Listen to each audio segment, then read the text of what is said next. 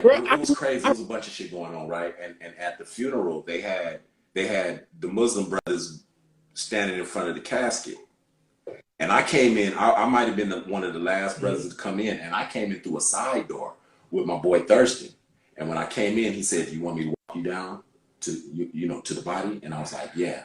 So when we walked down, and the Muslim brothers was sitting people down, and so they were away from the casket. So I walked right up on the casket, and I was standing over it, looking down at it, and a gang of shit was going through my head, right? Yeah, open casket. Yeah, he did.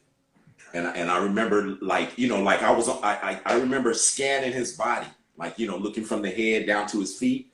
And I remember it was full body, full open. Yeah, it was full open. And I remember seeing it. He had on that Compton hat, and he had a perm, like like yeah, he had a Quick, like DJ Quick. He had the glasses on. He had like he had the Lokes. Yeah, he had his Lokes on, and I went down, and I remember because whenever we would hang out, he used to force me to buy these shoes called Havana Joes. Remember Havana Joes? That's all he would wear. Oh yeah. They look like No, they were like they had a few different styles. They were like it was a boot, but they had one that looked like a wallaby. Yeah, and they came in colors: green, olive green, blue. They was fly, and so I remember seeing those on his feet, and then when I saw those, I remember I wanted to look for the thing on his hand. Yeah, I remember I wanted to look for that. Then at the same time, something in my head said, "You better say a prayer." It was a bunch of shit going on. Right. So when I went to look for the thing, that's when my boy, my boy Johnny, he was a FOI at the time, and he grabbed me, and he knows me, so he said, "Sam, you can't stand there." So he pulled me back. So later on in the day, the brothers from Bone was crying and whatnot, and I remember Wish going, "My nigga ain't dead, and ain't nobody better say he dead or we fighting," right? He turned up in the service. Yeah, this was before shit had settled down. We was like sitting in the back, and so like I guess maybe that night, bro, I had this wildest dream. I had this dream that he was alive, and this was before I dreaded. Right? Mm-hmm. I hadn't dreaded yet, and it was crazy because I was Bone had performed. They were doing their Buddha Lover video, right? They Bone Thugs. They did this Buddha Lover video, and it was in somebody's backyard that ran down, like their driveway went down like this back in the day, right?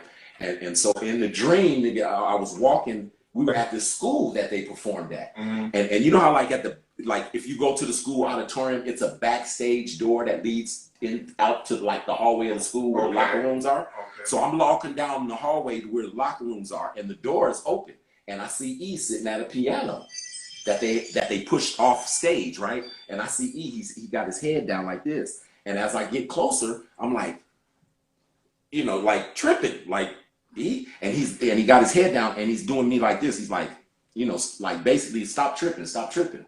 Right? So I can't even say what's going on, but the trip is he got his curl, but he got two dreads right here, like two locks. I'm being real. So we started walking. He said, "Come on."